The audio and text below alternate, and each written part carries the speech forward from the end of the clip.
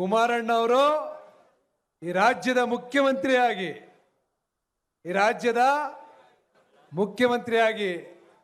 ಸಾರಾಯಿ ನಿಷೇಧ ಮಾಡಿದ್ರು, ಲಾಟರಿ ನಿಷೇಧ ಮಾಡಿದ್ರು.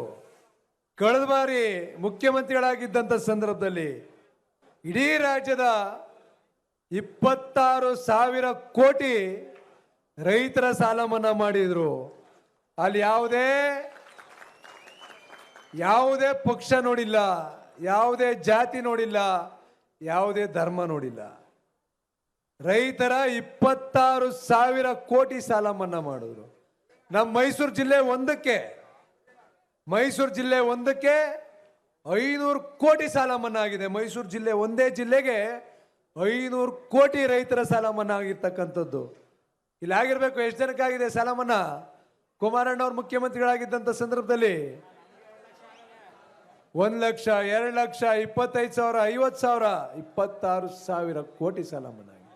ನಮ್ಮ ರಾಜ್ಯದಲ್ಲಿ ರೈತರು ಏನಾದರೂ ಉದ್ಧಾರ ಆಗಬೇಕು ಅಂತ ಹೇಳಿದ್ರೆ ಕುಮಾರಣ್ಣ ಅವರು ಈ ರಾಜ್ಯದ ಮುಖ್ಯಮಂತ್ರಿ ಆದರೆ ಮಾತ್ರ ನಮ್ಮ ರಾಜ್ಯದ ರೈತರಿಗೆ ಉಳಗಾಲ.